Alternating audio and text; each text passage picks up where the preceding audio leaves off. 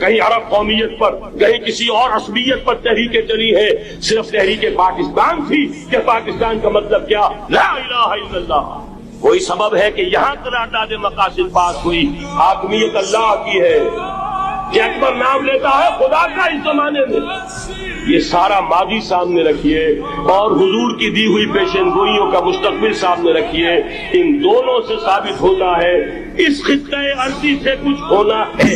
یہ نہیں میں کہہ سکتا جو یہودی ورلڈ آرڈر کی نگاہوں میں کھٹک رہا ہے، میں کھٹکتا ہوں دل یزداں میں کانٹے کی، اگرچہ ان کی اسٹریٹجی کیا ہے؟ ایک ایک کر کے ان کے حصے بکھرے کر کے تیا پانچا کرو۔ ابھی وہ بلاک کون سا ہے؟ ایران ہے، افغانستان ہے، پاکستان ہے اور روسی ترکستان سے آزاد ہونے والی جو ریاستیں ہیں، یہ ایک سالڈ، یہ عجمی مسلمان ہے، عربی نہیں، عربی گئے، یہ نوٹ کر لیجئے، اس لیے کہ عربوں کو اللہ نے فضیلت دی تھی، محمد ان میں سے تھے صلی اللہ علیہ وسلم، یہ رتبہ بلند ملا جن کو مل گیا، لیکن ساتھ ہی اللہ نے دھمکی بھی دے دی تھی سورہ محمد میں، ان تتولوا یستبدل قوما غیرکم، اگر تم پیٹھ دکھا دو گے اس مشن کو جو ہم نے تمہارے حوالے کیا ہے، تمہیں ہٹائیں گے، کسی اور کو لے آئے۔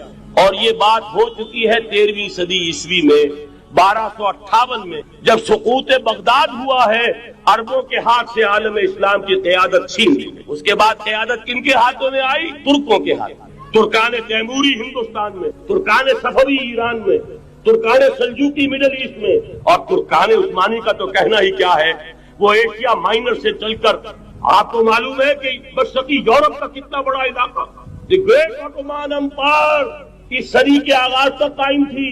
اس صدی میں عجیب عجیب معجزے ہوئے ہیں۔ گریٹ آٹومان امپائر جو 3 بر اعظموں پر محیط، نام و نشان ختم۔ The great U S S R, نام و نشان ختم۔ اب تو روس صاحب ایک ملک کی حیثیت سے رہ گئے۔ یہ اس صدی میں دو اور وقت نہیں ہے، میں اور آپ کو کیا بتاؤں، اس صدی میں تو بڑے بڑے عجیب عجوبے ہوئے ہیں، بڑی بڑی 2 عظیم جنگیں ہو چکی ہیں، تیسری جو ہے سر پر کھڑی ہے، دور نہیں ہے، جس کو حدیث میں کہا گیا ہے الملحمۃ العظمی، تاریخ انسانی کی عظیم جنگ، اور وہی صلیبی جنگ جس کا آغاز بوسنیا سے ہو چکا۔ وہ تو آپ نے سنا ہوگا اقبال کا شعر، میرے عرب کو آئی ٹھنڈی ہوا جہاں سے، میرا وطن وہی ہے، میرا وطن وہی ہے۔ حدیث میں آتا ہے یخرج ناس من المشرق یؤتون للمہدی، یعنی سلطان، مشرق سے فوجیں نکلیں گی یہ جو کہ مہدی کی حکومت قائم کریں گی، لیکن جتنا خون یہاں پر خلوص کے ساتھ دیا گیا ہے اس کی مقدار بھی کم نہیں ہے، یہاں سے خیر برآمد ہوگا۔ اور دوسری بات اپنے بارے میں نوٹ کر لیجئے، یہ پاکستان، بچا کھچا Pakistan, what remains of Pakistan, یہ اصل میں ہے کیا؟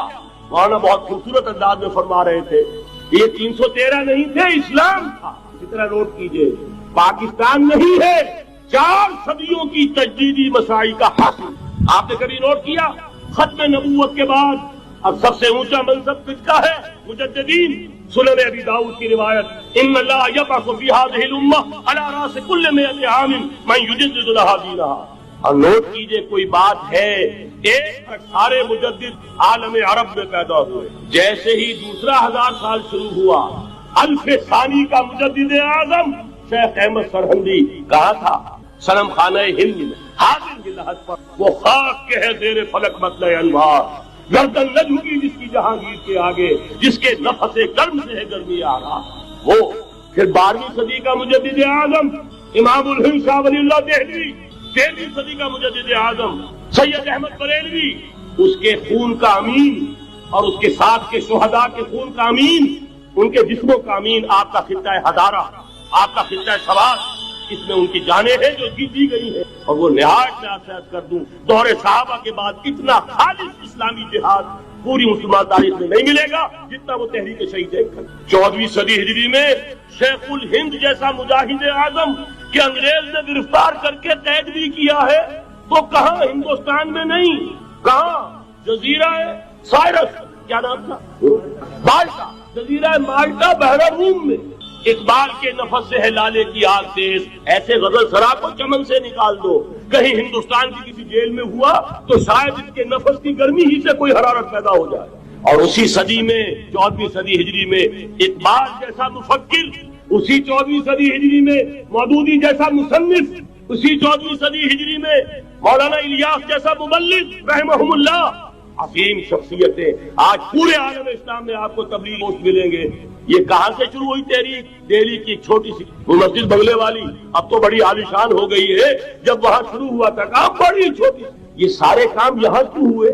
پورا عالم اسلام آزاد ہوا، کہیں نعرہ اسلام کا نہیں لگا، کہیں عرب قومیت پر، کہیں کسی اور عصبیت پر تحریکیں چلی ہے، صرف تحریک پاکستان تھی کہ پاکستان کا مطلب کیا؟ لا الہ الا اللہ۔ وہی سبب ہے کہ یہاں قرارداد مقاصد پاس ہوئی، حاکمیت اللہ کی ہے، کہ اکبر نام لیتا ہے خدا کا اس زمانے میں۔ یہ سارا ماضی سامنے رکھیے اور حضور کی دی ہوئی پیشن گوئیوں کا مستقبل سامنے رکھیے، ان دونوں سے ثابت ہوتا ہے اس خطہ ارضی سے کچھ ہونا ہے، اگرچہ بھٹکے ہوئے ہیں لیکن کبھی بھولی ہوئی منزل بھی یاد آتی ہے راہی کو، اور بھٹکے ہوئے آہو کو پھر سوئے حرم لے چل، اس کی ضرورت ہے مسلمان کو پھر اس کا مقصد یاد دلایا جائے۔ پاکستان اس لیے نہیں بنایا گیا تھا کہ ہمارے ہاں ٹاٹے اور بگلے نہیں تھے تو ہمارے پاس اس کے بھی باپ وجود میں آ جائے، اس لیے تو نہیں بنایا گیا تھا۔ پاکستان اس لیے نہیں بنایا گیا تھا کہ جاگیرداروں کی جاگیرداریاں محفوظ ہو جائیں، پاکستان اس لیے تو نہیں بنایا گیا، اور یہ کہ نمازیں اور مسجدیں تعمیر ہو جائیں، مسجدیں تو امریکہ میں تعمیر ہو رہی ہیں عالیشان سے عالیشان، اس لیے پاکستان نہیں بنا۔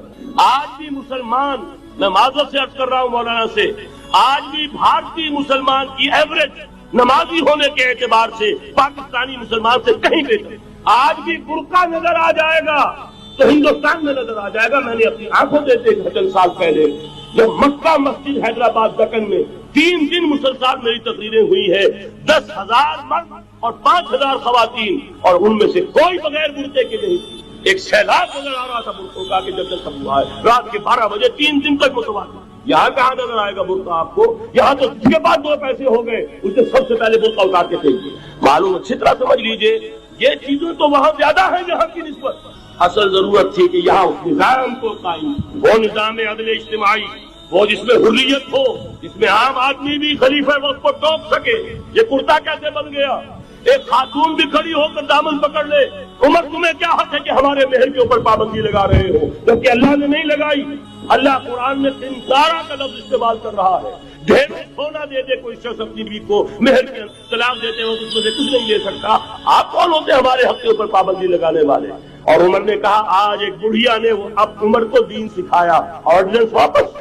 حضرت سعد بن ابی وقاص رضی اللہ تعالی عنہ جو فاتح ایران تھے، وہ گورنر ایسے نہیں بن گئے تھے ریوڑیاں بٹی ہو اور گورنری مل گئی ہو، وہ تو خود فاتح تھے ایران کے، اس لیے گورنر۔ صرف ایک پرچہ پہنچا ہے بارگاہ خلافت میں، حضرت عمر فاروق کے پاس انفارمیشن آئی، سعد نے اپنے گھر کے باہر ڈیوڑی بنا لی ہے اور ایک دربان کھڑا کر حضرت بلال کو بھیجا ہے رقعہ دے کر، اور یہ حکم تھا کہ بلال پہلے تو جاتے ہی ڈیوڑی میں آگ لگا دینا، پھر یہ رقعہ دینا میرا۔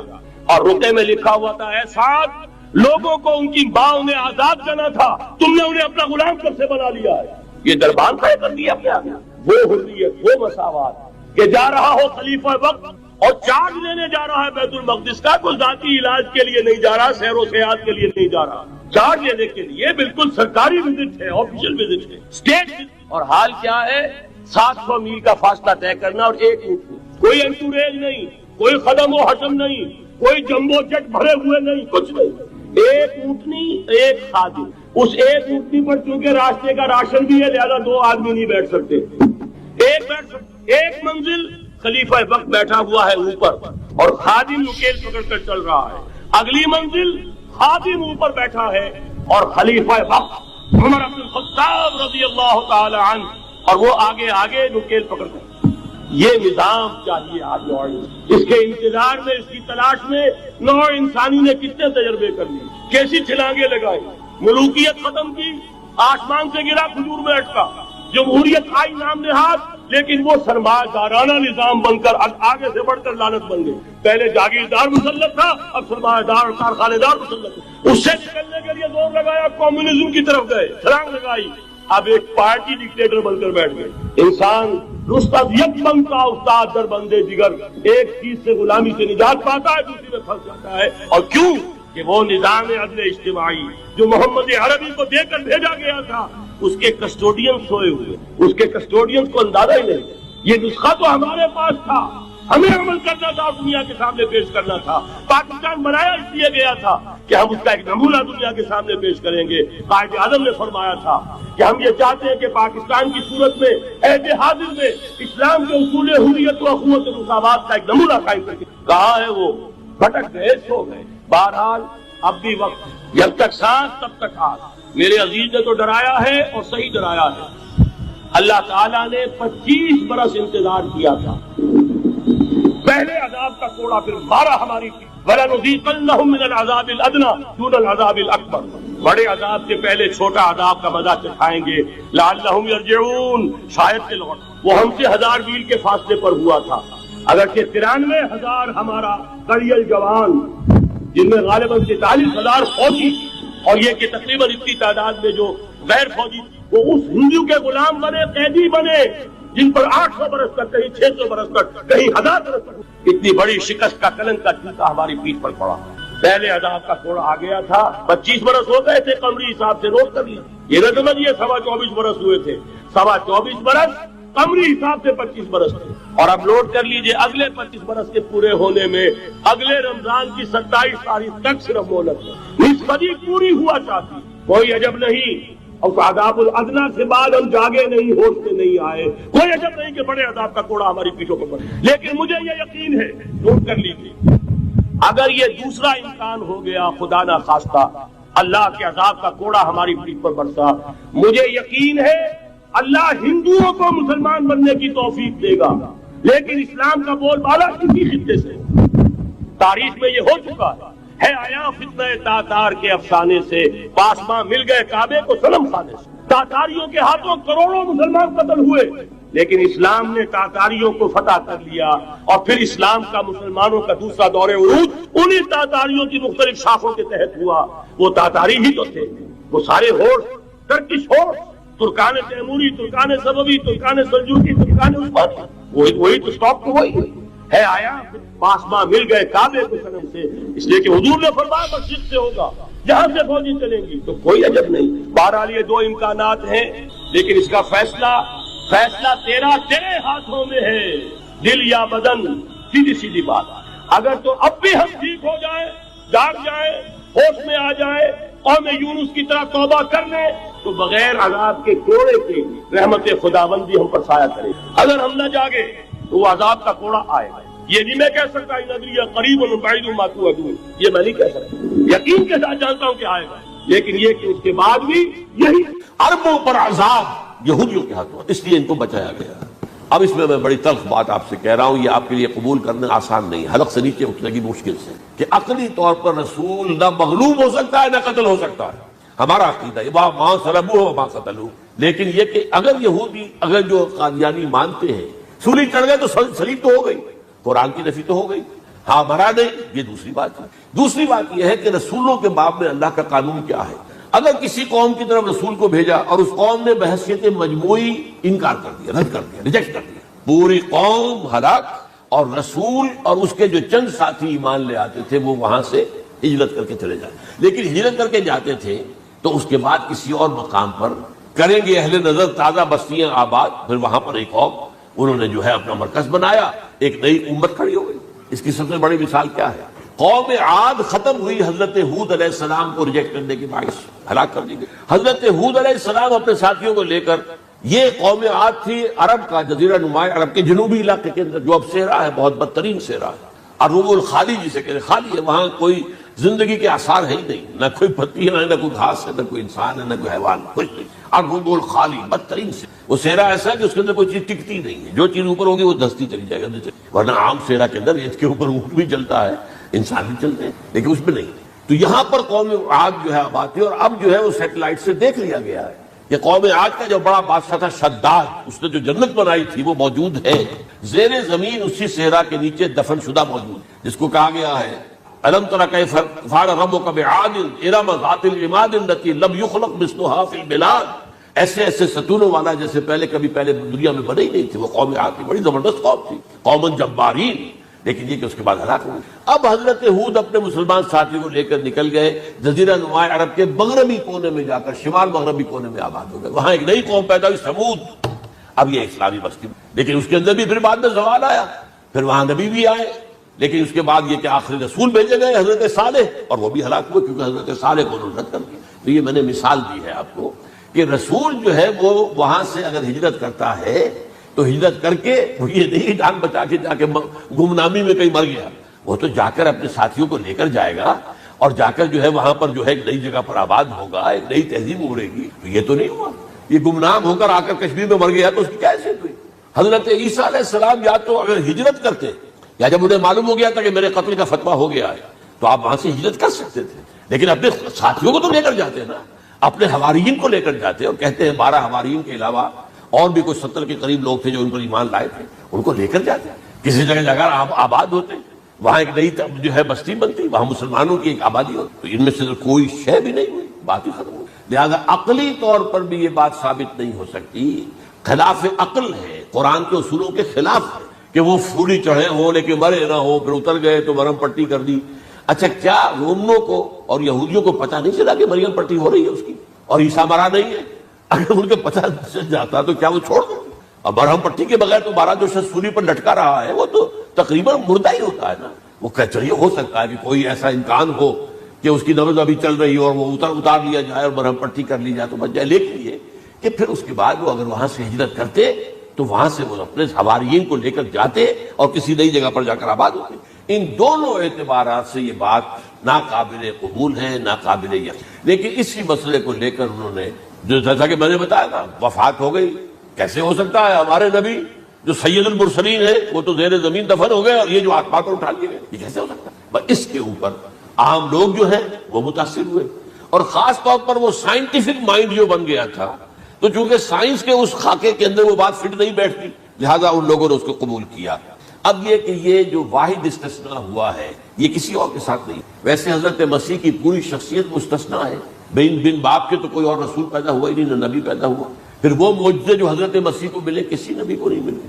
حضرت صالح کو ایک ہی معجزہ ملا تھا نا ایسا کہ لوگوں نے کہا کہ تم یہ اس چٹان میں سے ابھی ایک گابن اونٹنی برآمد کر کے دکھا دو، وہ دکھا دی گئی، پھر ہلاک کر دیے گئے۔ لیکن جو اور معجزے حضرت مسیح کو دکھائے وہ بچپن میں بولے ہیں، گود میں تھے یا پگھوڑے میں تھے، بولے ہیں انی عبد اللہ آتانی الکتاب وجعلنی نبیا۔ یہ بات نہ ہوتی تو حضرت مریم کے کیا حشر کرتی قوم کہ تمہاری بغیر شادی کی یہ کہاں سے لے آئی ہو تم، یہ تو ولد الزنا ہے۔ تو یہ سارا معاملہ جو ہے حضرت عیسیٰ بولے ہیں وہاں پہ، خود وہ بچہ بولا۔ اب اس کے بعد بولنے کی لوگوں کے اندر کیا گنجائش تھی؟ زندہ کو مردہ کر دینا، ثم بإذن اللہ، مردہ زندہ ہو گیا، اور تخلیق حیات، ایک پرندہ بنانا گارے کا، پھونک مارنا اور اٹھتا ہوا پرندہ بن جائے، ایک کوڑی کے جسم پر ہاتھ پھیرنا اور کوڑ ختم، ایک مادرزاد اندھے کی آنکھوں پر ہاتھ پھیرنا اور بینائی آ گئی۔ یہ سارے معجزات مستثنیٰ شخص، ان کا یہ استثناء کیوں کیا گیا؟ یہ بڑی تلخ بات ہے، یہ یاد کریں، کیونکہ یا تو قوم اسی وقت ہلاک کر دی جاتی ہے جیسا کہ ہوا قوم نوح، قوم ہود، قوم عاد، قوم ثمود، قوم شعیب، یہ ہوا کہ نہیں ہوا؟ اور سدوم اور عمورہ کی بستیاں جہاں حضرت لوط بھیجے گئے، اور آل فرعون جو ہلاک کیے گئے، یا تو پوری قوم ہلاک کی جاتی ہے؟ نہیں، یہ یوں سمجھیے کہ اس پورے معاملے کو درمیان میں سے ایک وقفہ دے دیا گیا، حضرت عیسیٰ کو اٹھا لیا گیا، اور حضرت عیسیٰ دوبارہ آئیں گے۔ یہ کیوں کیا؟ اب اس میں بڑی تلخ بات آپ سے کہہ رہا ہوں، یہ آپ کے لیے قبول کرنا آسان نہیں، حلق سے نیچے اٹھنے۔ اس قوم کو زندہ رکھا گیا ہے جو ملعون اور مغضوب علیہم قوم ہے۔ سب سورہ فاتحہ میں مفسرین لکھتے ہیں ضالین، یہ نصارہ ہے، اور مغضوب علیہم یہ یہودی ہے، اور قرآن کہتا ہے لعن الذین کفروا من اہل الکتاب علی لسان داؤد عیسی ابن مریم، لعنت کی گئی۔ ایک ملعون اور مغضوب قوم کے ہاتھوں آخری امت محمد، اور اس کا بھی بہترین حصہ، اس پر عذاب ان کے ہاتھ میں آئے گا، عربوں پر عذاب یہودیوں کے ہاتھ میں، اس لیے ان کو بچایا گیا۔ یہ میں نے کئی دفعہ واقعہ سنایا، مولانا اسلائی صاحب بتایا کرتے تھے، کیونکہ وہ راجپوت تھے، یو پی کے راجپوت مشرقی حصے، کہ ہمارے ہاں کوئی نوجوان اگر کوئی بڑی گری ہوئی حرکت کرتا تھا تو اس پہ سر پر چمار کے ذریعے، چمار کے ہاتھوں جوتا لگایا جائے۔ اگر راجپوت کے سر پر راجپوت کا جوتا گرا تو چلو تکلیف تو ہوئی، لیکن یہ کہ راجپوت کا جوتا گرا ہے نا، پڑا ہے، لیکن راجپوت کے سر پر چمار کا جوتا، جس کو آپ انگریزی میں کہتے ہیں to add insult to injury, تو تکلیف بھی ہے جوتا کھانے کی، اور انسلٹ ہے کہ ایک چمار مار رہا۔ یہ امت سب سے خیر امت ہے، کنتم خیر امت اخرجت للناس۔ اس کے لیے عذاب بھی بدترین آئے گا، اور کن پر آئے گا؟ اس امت کا جو اصل نیوکلیس ہے عرب، جس کے بارے میں حضور کی حدیث موجود ہے ویل للعرب، عرب کے لیے بہت بڑی ہلاکت۔ اور آج ہماری نظر میں آ رہا ہے وہ ملعون اور مغضوب علیہم قوم، ان کے سینے کے اندر خنجر کی طرح بھونکی گئی ہے، اور 30 کروڑ کے قریب عرب بے حمیتی، بے غیرتی، بزدلی، کمزوری، ذلت، مسکرت کی مثال بنے ہوئے. کوئی بول سکتا ہے اس اسرائیل کے خلاف؟ کوئی بول سکتا ہے؟ 30-35 لاکھ آدمی ہے اسرائیل کے اندر، اس سے زیادہ تو امریکہ میں 50 لاکھ ہے. کل 1.25 کروڑ آدمی ہے یہ یہودی پوری دنیا کے اندر. لیکن دیکھیے جو چاہتا کرتا ہے. جب چاہا اس نے عراق کے ایٹمک انسٹالیشن کو تباہ کر دیا، اور سعودی عرب کی فضا میں اس کو فیول کیا ہے انہوں نے، دوبارہ ریفیولنگ جو ہوئی ہے ان کے جہازوں کی، وہ سعودی عرب کی فضا میں. یہ صورت جو ہے عربوں کے اوپر، اور اب جو آنا ہے آرمگیدان، کیونکہ پوری عیسائی دنیا یہودیوں کے قبضے میں ہے، اور یہ رومی ایک حدیث کی روح سے 80 علم لے کر حملہ آور ہوں گے تم پر، اور یہ ہوگا مڈل ایسٹ میں. آپ کو معلوم ہے پوری دنیا میں کہا جا رہا ہے 3rd ورلڈ وار جو ہونے والی ہے وہ مڈل ایسٹ میں ہوگی. اور میں ٹوائنبی کا قول آپ کو سنا چکا ہوں، 1950 کا قول ہے. اس وقت تک تو سوال ہی پیدا نہیں ہوتا تھا. سارا تصادم جو ہو رہا تھا وہ ایک طرف روسی اور اس کے ساتھی تھے، روس اور اس کے ساتھی، دوسری طرف یہ مغربی یورپ اور امریکہ تھا. کوئی مسلمانوں اور عیسائیوں کی کسی جنگ کا تو کوئی امکان نظر ہی نہیں آتا تھا. لیکن ٹوائنبی نے کہا ہے، جو سب سے بڑا فلاسفر آف ہسٹری ہے 20ویں صدی کا، کہ اب جو جنگ ہوگی بڑی جو اس نیکسٹ سینچری کی، 21st سینچری کی، وہ در حقیقت کمیونزم کے درمیان اور کیپٹلزم کے درمیان نہیں ہوگی، بلکہ عیسائیوں اور مسلمانوں کے درمیان ہوگی. یہ میں اس کا حوالہ بھی پورا آپ کو دے چکا ہوں، کہ کہاں یہ بات تھی. تو یہ ہے، یہ بات جان لیجیے. اور مڈل ایسٹ میں گریٹر اسرائیل بنے گا. حدیث میں خبریں یہ سارے مسلمان ممالک تمہارے ہاتھ سے نکل جائیں گے مسلمانوں. یہ عراق اور اردن اور یہ اور وہ، یہاں تک کہ ترکی، سعودی عرب کا بھی شمالی حصہ نکل جائے گا. البتہ مدینے کا جو ان کا پروگرام ہے اس کو اللہ نہیں پورا ہونے دے گا. مدینے میں داخلے کی ان کو اجازت نہیں ملے گی. بہرحال یہ سارا کچھ ہونے والا ہے. وہ وقت بھی آنے والا ہے کہ حضور کی ایک حدیث کے مطابق ایک شخص کے 1000 بیٹے ہوں گے تو 999 ختم ہو جائیں گے ایک بچے. یہ وقت بھی آنے والا ہے کہ حضور فرماتے ہیں اتنی بڑی جنگ ہوگی، اتنی خریزی ہوگی کہ پوری زمین اٹ جائے گی لاشوں سے. تو پرندہ جو ہے کوئی، ایک تو پرندے ہوتے ہیں کہ جو مردار خور ہے، گدھ ہے، وہ تو بڑی خوشی سے اتریں گے، تناول فرمائیں گے لاشوں کو. اسی طریقے سے کوے ہیں، چیلے ہیں. لیکن جو نفاست پسند پرندے ہیں وہ لاش کے اوپر اترنا نہیں چاہیے. تو ایک پرندہ اڑتا چلا جائے گا، اسے کہیں زمین پر اترنے کی جگہ نہیں ملے گی، لاشیں ہی لاشیں ہوں گی. یہاں تک کہ وہ تھک ہار کر اس کی جو ہے پر جواب دے جائیں گے، گرے گا تو لاش پر گرے گا. یہ وقت آنے والا، اور یہ یہودیوں کے ہاتھ میں، یا یہودیوں کے جو سپورٹرز ہیں اس وقت، جو ان کے ہاتھ میں اعلی کار، ان کے ہاتھ میں آنا ہے. میرے نزدیک اس کام کے لیے اس ملعون قوم کو، کہ جو حضرت عیسیٰ کے زمانے سے ملعون ہو چکی، اس کو باقی رکھا گیا، اسے یہ موقع دیا گیا ہے. اس نے اسرائیل بنا لیا. تقریباً 2000 سال کے بعد وہ دوبارہ آ کر آباد ہوئے اس سرزمین میں جہاں سے نکال دیے گئے تھے 70 عیسوی کے اندر. یہ سارا کچھ کیوں ہو رہا ہے؟ تو در حقیقت میرے نزدیک اللہ عالم حکمت خداوندی سے انہیں روک کر رکھا گیا ہے اور حضرت عیسیٰ کو اٹھا لیا. پھر وہی عیسیٰ آئیں گے اور انہی کے ہاتھ میں یہ ہلاک ہوگا. سوائے اس کے چونکہ جو ایک میں نے آپ کو کئی دفعہ حوالہ دیا ہے، فلاڈلفیا ٹرمپٹ ایک رسالہ نکلتا ہے پروٹیسٹنٹ عیسائیوں کا. انہوں نے یہ لکھا ہے، اس نے لکھا ہے ایک پرچے کے اندر کہ جب حضرت مسیح آگے اینٹی کرائسٹ ہوگا، وہ لکھا اس نے کہ وہ یہودی ہوگا. حالانکہ وہ پرو یہودی ہے.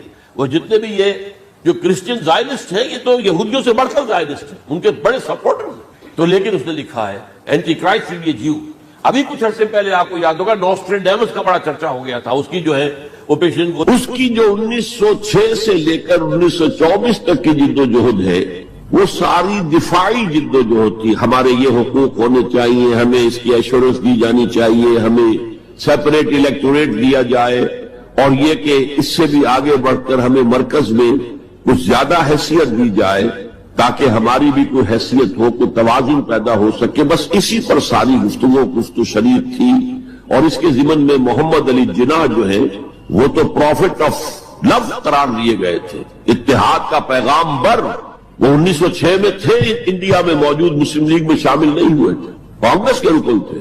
اس کے بعد 1913 میں جا کر مسلم لیگ میں شامل ہوئے ہیں مولانا محمد علی جوہر کے کہنے پر. پھر بھی کانگریس کے رکن بھی رہے، مسلم لیگ کے رکن بھی رہے، اور انہوں نے حتی الامکان کوشش کی کہ کوئی فارمولہ ایسا بن جائے جس پہ کہ اتحاد ہو جائے اور ضمانت مل جائے کہ مسلمانوں کے ساتھ کوئی اس قسم کا سلوک نہیں کیا جائے گا کہ وہ بالکل یوں سمجھیے کہ نیچے لگ کر رہ جائیں، ان کی کوئی حیثیت نہ رہے. لیکن وہ ناکام ہوئے، شدت کے ساتھ ناکام ہوئے، اور پھر اس درجے مایوس ہوئے کہ ہندوستان چھوڑ کر جا کر انگلستان میں بس گئے، اور وہاں انہوں نے اپنی لیگل پریکٹس شروع کر دی. ایس ایم اکرام صاحب جو ایک بڑے مصنف ہیں، آب کوثر، موج کوثر، روض کوثر کے جو مصنف، وہ اہم ترین کتابیں ہیں 3 مسلم انڈیا کی، political as well as cultural history, ثقافتی جو معاملہ ہے وہ بھی ساتھ ساتھ ہر دور میں کیا اس کا رنگ رہا ہے، اس کو بہت ہی سمجھیے ایک بڑے ماہرانہ انداز میں انہوں نے بہت عمدگی کے ساتھ مرتب کیا ہے۔ وہ اس وقت آکسفورڈ میں پڑھ رہے تھے، طالب علم تھے، نوجوان، وہ ملے محمد علی جناح سے۔ اس وقت تک ابھی وہ قائد اعظم کا تو خطاب انہیں نہیں ملا تھا، محمد علی جناح، اور ان سے کہا آپ ہندوستان چھوڑ کے کیوں آ گئے، ہندوستان کے مسلمانوں کو تو آپ کی ضرورت ہے۔ تو انہوں نے سخت الفاظ کہے تھے کہ ہندو ناقابل اصلاح ہے۔ یہ اس وقت کی ہندو قیادت پر ان کا تبصرہ تھا، اور مسلمانوں کا حال یہ ہے کہ ان کا کوئی لیڈر مجھ سے صبح جو بات کرتا ہے شام تک ڈپٹی کمشنر یا گورنر تک پہنچا دیتا ہے، تو ایسی قوم کی قیادت میں کیسے کروں؟ لیکن اصل میں ایک ٹرننگ فیکٹر آیا ہے، turning point in the history of Muslim league movement, and that was 1930۔ اس میں جو الہ آباد میں مسلم لیگ کا سیشن ہوا تھا، اس میں خطبہ صدارت دیا تھا علامہ اقبال نے۔ علامہ اقبال اس سے پہلے ہندوستان میں ایک سور پھونک چکے تھے کہ اب اسلام کی نشرت ثانیہ کا دور آنے والا ہے، اسلام جو ہے دوبارہ دنیا کے اندر برسر عروج آئے گا۔ ایک امید افزا صورتحال علامہ اقبال نے اپنی ملی شاعری سے پیدا کر دی۔ کتاب ملت بیضا کی پھر شیرازہ بندی ہے، یہ شاخ ہاشمی کرنے کو ہے پھر برگ و بر پیدا، سبق پھر پڑھ صداقت کا، شجاعت کا، عدالت کا، لیا جائے گا تجھ سے کام دنیا کی امامت کا۔ نوا پیرا ہو اے بلبل کے ہو تیرے ترنم سے، کبوتر کے تنے نازک میں شاہی کا جگر پیدا۔ اور ویسٹرن سویلائزیشن کو انہوں نے چیلنج کیا تھا، دیار مغرب کے رہنے والوں خدا کی بستی دکان نہیں ہے، کھرا جسے تم سمجھ رہے ہو وہ اب ذرے کم عیار ہوگا، تمہاری تہذیب اپنے خنجر سے آپ ہی خودکشی کرے گی، جو شاخ نازک پہ آشیانہ بنے گا ناپائیدار ہو۔ کہ یہاں فرسٹ ورلڈ وار کے بعد جو عالم اسلام کی کیفیت ہوئی تھی، اس پر کس قدر یاس انگیز نا امیدی سے بھرا ہوا مرثیہ مولانا حالی نے لکھا تھا۔ قوم کی زبان اس وقت وہ قومی شاعر جو ہے قوم کی زبان ہوتا ہے۔ پستی کا کوئی حد سے گزر نہ دیکھے، اسلام کا گر کر نہ ابھر نہ دیکھے، مانے نہ کبھی مد ہے ہر جزر کے بعد دریا کا ہمارے جو اتر نہ دیکھے۔ اور آخر میں جو مناجات بحضور سرور کونین صلی اللہ علیہ وسلم، اے خاصان رسول وقت دعا ہے، امت میں تیری آ کے عجب وقت پڑا ہے، وہ دی جو بڑی شان سے نکلا تھا وطن سے، پردیس میں وہ آج غریب الغربا ہے۔ اسی قسم کے مرثیے علامہ شبلی نے کہے، مولانا حمید الدین فراہی نے کہے، لیکن اقبال پہلا شاعر ہے جس نے کچھ مرثیے بھی کہے ہیں۔ جب انگلینڈ جاتے ہوئے وہ گزر رہے تھے سسلی، جزیرہ سسلی کے پاس سے جہاز گزر رہا تھا، تو دل میں ہوک اٹھی ہے، کبھی یہ مسلمان جہازرانوں کا مرکز ہوتا تھا، بیس ہوتا تھا۔ رولے اب دل کھول کر اے دیدہ خونابہ بار، وہ نظر آتا ہے تہذیب حجازی کا مزار۔ تھا یہاں ہنگامہ ان سیرا نشینوں کا کبھی، بحر بازی گاہ تھا جن کے سفینوں کا کبھی۔ کہاں ہے مرثیہ بھی کہا، اقبال کی یہاں مرثیہ ہے، لیکن ساتھ ہی ایک امید افزا پیغام ہے کہ اب دوبارہ نکل کے صحرا سے جس نے روما کی سلطنت کو الٹ دیا تھا، سنا ہے یہ قدسیوں سے میں نے، وہ شیر پھر ہوشیار ہوگا۔ یہ جو عوامی ایک فضا ان کی شاعری سے پیدا ہو چکی تھی، ملی شاعری سے، انہوں نے 1930 میں آ کر مسلم لیگ کی موومنٹ میں اس کا انجیکشن لگا دیا۔ اسی طرح چلتی ہوئی ایک تحریک تھی، 1906 سے آئی تھی، 24 برس ہو چکے تھے 1930 تک، اب اس میں ایک انجیکشن لگا دیا گیا، احیاء اسلام۔ اس خطبے میں علامہ نے ایک طرف مسلم قومیت کو بہت مستحکم کیا دلائل کے ساتھ، عمرانی دلائل، پولیٹیکل سائنس کے جو مستحکم اصول ہیں ان کی بنیاد پر کہ مسلمان ایک علیحدہ قوم ہے۔ اور نمبر 2 انہوں نے کہا، اور یہ ایک پروفیسی تھی، ایک طرح کی مستقبل کے بارے میں ایک پیشن گوئی تھی، تجویز نہیں تھی۔ پارٹیشن آف انڈیا کی تجویز تو بہت بعد میں آئی ہے، 1940 میں، یہ 1930 کی بات میں کر رہا ہوں۔ تو انہوں نے کہا تھا، مجھے یقین ہے کہ یہ ڈیسٹنی ہے، تقدیر مبرم ہے کہ ہندوستان کے شمال مغرب میں، شمال مشرق کا انہیں اس وقت احساس نہیں ہوا تھا، ایسٹ پاکستان کا جو اب بنگلہ دیش ہے ادھر ان کی نگاہ نہیں گئی تھی۔ ہندوستان کے شمال مغرب کے اندر ایک آزاد مسلمان ریاست قائم ہوگی، اور اگر ایسا ہو گیا تو ہمیں موقع مل جائے گا کہ دور ملوکیت میں، جس کے لیے لفظ بڑا ثقیل استعمال کیا انہوں نے، عرب امپیریلزم، یہ بنو امیہ بنو عباس یہ عرب امپیریلسٹ تھے، یہ عرب قوم کیا امپیریلزم تھا، ان کی حکومت اسلام کی عکاسی کرنے والی نہیں تھی. اسلام کی عکاسی کرنے والی تو خلافت راشدہ تھی. ابو بکر تھے، عمر تھے، عثمان تھے، علی تھے رضی اللہ تعالی عنہ. تو دور ملوکیت میں یا دور عرب امپیریلزم میں جو داغ دھبے آ گئے ہیں اسلام کے چہرے پر، انہیں صاف کر کے اور صحیح اسلام کی ایک شکل دنیا کو دکھایا. یہ انجیکشن ہے پازیٹیو مقصد کا. اس وقت تک، اس سے پہلے تک تحریک صرف ایک منفی جذبے پر چل رہی تھی. ہندو کا خوف، ہندو اکثریت کا خوف، ایکسپلائٹیشن کا اندیشہ. لیکن اب اسے ایک مثبت بنیاد مل گئی. 1932 میں قائد اعظم گئے انگلستان، لندن، گولڈ میز کانفرنس میں. جناح صاحب اس میں شریک نہیں تھے اس لیے کہ وہ تو ویسے سیاست کا میدان چھوڑ چکے تھے. اس موقع پر پھر علامہ اقبال نے ملاقاتیں کی ہیں جناح صاحب سے، اور وہی انجیکشن ان کو بھی لگا اور انہیں پھر آمادہ کیا کہ آئیں واپس ہندوستان. اور اس انجیکشن کے حوالے سے مسلمانوں نے ہند کو منظم کرے اور جمع کرے. تو یہ پھر تحریک پاکستان جو ہے، چونکہ مسلمانوں کے جذبات کے ساتھ اس کی ہم آہنگی، معجزہ ہو گیا کہ مسلم مائنورٹی کے پروونسز نے کس طریقے سے یکجا اور یکسو ہو کر اس موومنٹ کو سپورٹ کیا. حالانکہ انہیں معلوم ہے کہ کسی بھی حساب سے ان کے تو پاکستان میں شامل ہونے کا کوئی امکان تھا ہی نہیں، بلکہ تحریک مسلم لیگ اصل میں مائنورٹی پروونسز کی تحریک تھی. جو صوبے بعد میں پاکستان میں شامل ہوئے ہیں ان میں سرحد میں تو کانگریس کی حکومت تھی ٹل دی لاسٹ ڈیٹ. پنجاب میں یونینسٹ حکومت تھی ٹل دی لاسٹ ڈیٹ. صرف ایک سندھ تھا مغربی پاکستان میں کہ جو وہاں مسلم لیگ کی حکومت تھی. ہاں، بنگال میں مسلم لیگ کی حکومت تھی، اور بنگال ہی مولد ہے جہاں ولادت ہوئی ہے 1906 میں مسلم لیگ کی، اور طویل ترین عرصے تک مسلم لیگ کی حکومت وہاں رہی. اب بھی وہاں پر تحریکیں چلتی رہتی ہیں. اینٹی پاکستان 2 مرتبہ پاکستان نے ایئر فورس بھی استعمال کی ہے وہاں پر. یہ سب کچھ آپ کو معلوم ہے. بہرحال اس کے نتیجے میں ملک تقسیم ہو گیا، اور 2 قوموں کے درمیان جو نفرت اس دوران میں پیدا ہو گئی تھی وہ ایک آتش فشاں کی طرح پھٹ پڑی. جو کچھ ہوا ہے پارٹیشن کے وقت، میں نے آپ کو بتایا تھا انگریزوں سے آزادی ہم نے حاصل کی، لیکن ہم نے نہ ایک انگریز کو مارا نہ کسی انگریز نے ہم میں سے کسی کو مارا.